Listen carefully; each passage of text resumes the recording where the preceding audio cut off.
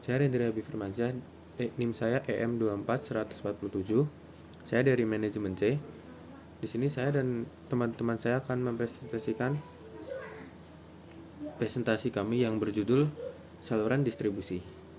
Saya dan teman-teman saya dari kelompok 9, saya akan menjelaskan apa itu saluran distribusi. Saluran distribusi adalah jalur atau rangkaian perantara yang digunakan perusahaan untuk menyalurkan produk atau jasa dari produsen hingga sampai ke konsumen akhir. Saluran ini bisa melibatkan berbagai pihak seperti distributor, agen, pengecer, atau bahkan penjualan langsung ke konsumen. Berikut beberapa penjelasan tentang saluran distribusi menurut para ahli. Menurut Untoro tahun 2010, distribusi adalah kegiatan pemasaran yang berusaha memperlancar dan mempermudah penyampaian barang dari produsen sampai ke tangan konsumen, sehingga penggunaannya sesuai dengan jenis, jumlah, harga, tempat, dan waktu yang dibutuhkan. Kedua, menurut Basu Swasta, distribusi memiliki definisi berupa saluran pemasaran yang dipakai pembuat produk untuk mengirimkan produknya ke industri atau konsumen. Lembaga yang hidup dalam saluran distribusi adalah produsen, konsumen, dan distributor. Kemudian yang ketiga, menurut Asauri, distributor merupakan kegiatan memindahkan produk dari sumber ke tangan konsumen akhir dengan saluran distribusi pada jangka waktu yang tepat. Saluran distribusi sangat penting karena saluran distribusi merupakan bagian penting dalam kegiatan pemasaran karena mempengaruhi ketersediaan produk, harga, dan aksesibilitas bagi konsumen.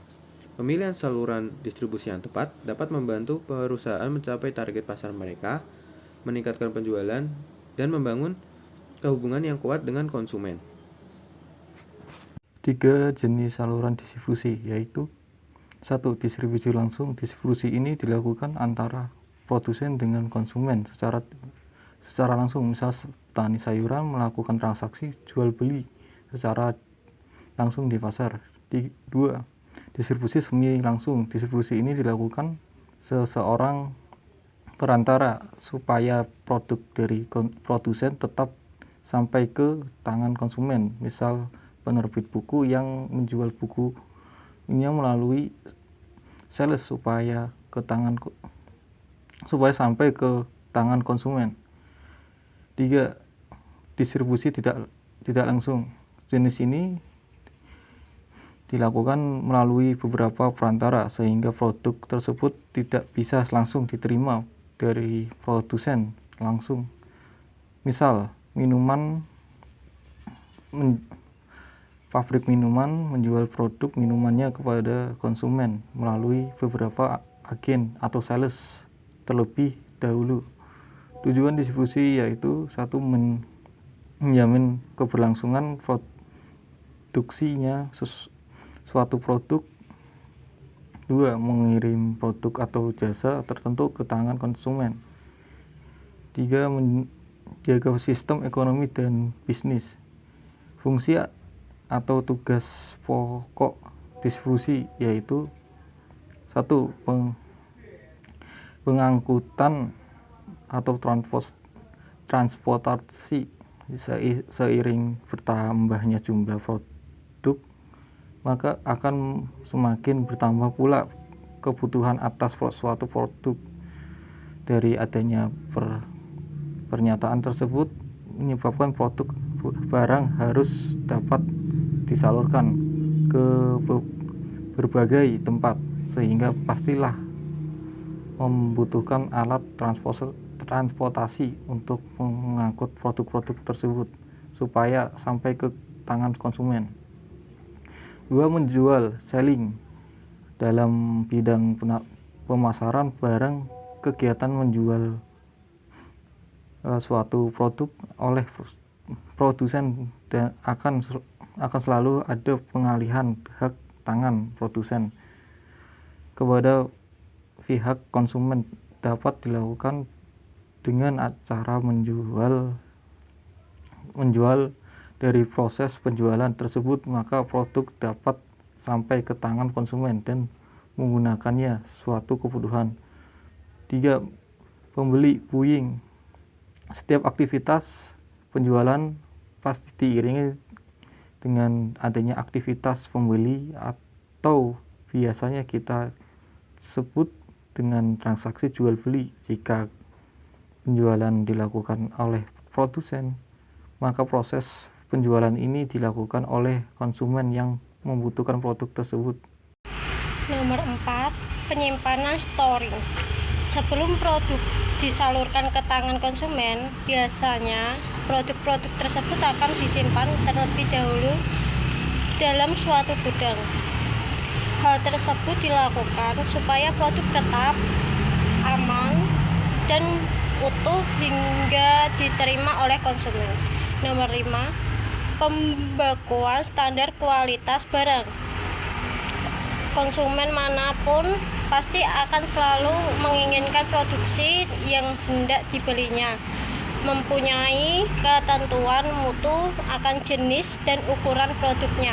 Oleh sebab itu, diperlukan adanya pembekuan standar baik dalam jenis, ukuran, maupun kualitas barang yang akan diperjualbelikan tersebut.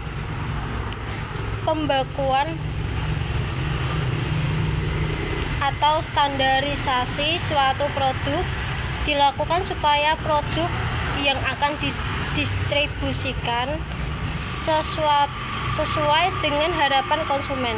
Nomor 6, penanggung risiko. Terkadang terdapat produk distribusi yang mengalami jatuh atau pecah sehingga produksi tersebut dapat rusak. Hal tersebut akan menjadi risiko yang harus ditanggung oleh seorang distributor. Namun zaman sekarang sudah dapat lembaga atau perusahaan asuransi yang dapat menanggung risiko tersebut. Selanjutnya, faktor pengaruh kegiatan distribusi. 1. Faktor pasar. Dalam faktor pasar, saluran distribusi akan dipengaruhi oleh adanya pola pembelian konsumen.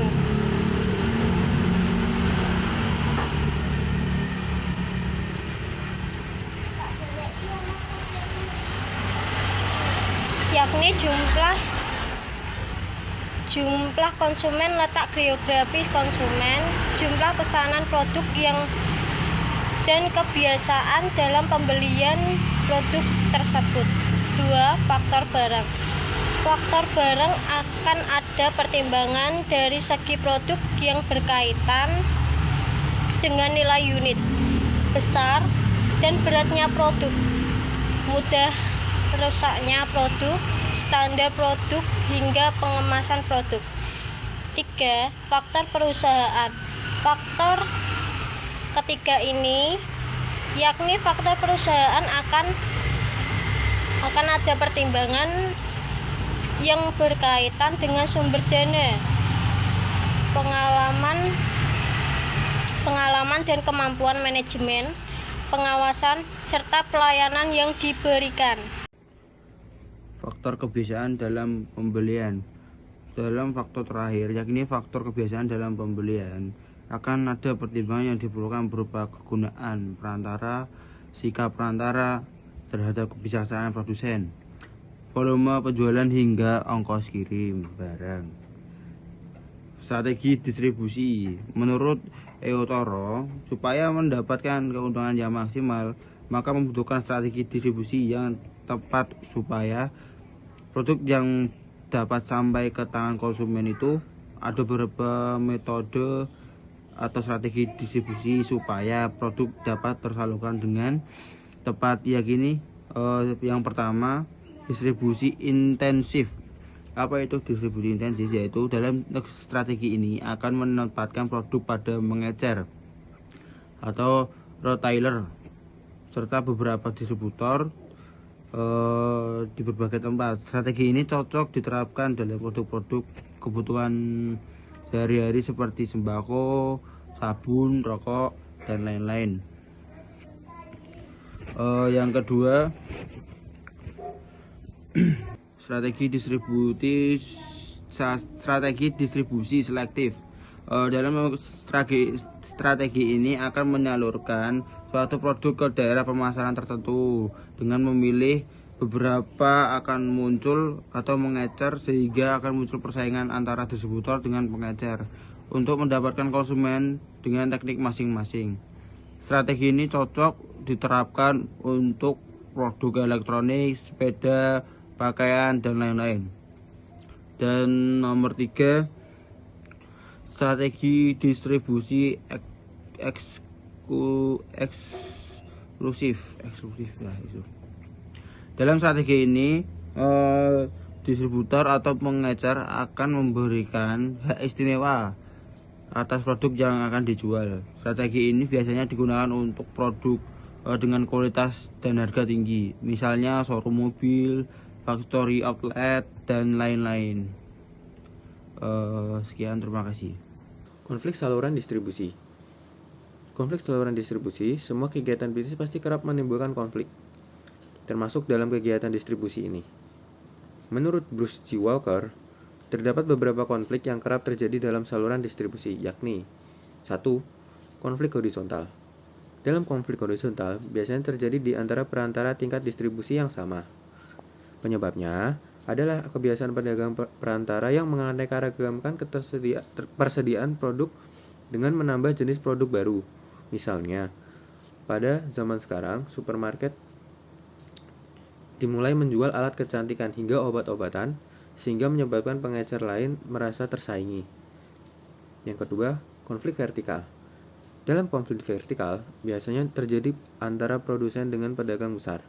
Selain itu, juga bisa terjadi antara produsen dengan pengecer, yaitu retail. Produsen dengan pedagang besar, konflik antara produsen dengan pedagang besar ini dapat disebabkan oleh beberapa aspek, misalnya adanya perbedaan pandangan antara masing-masing pihak. Misalnya dari sudut pandang seorang pedagang besar, mereka hanya diberikan kesempatan luas pada asal tahap awal saja, yang menyebabkan kerugian.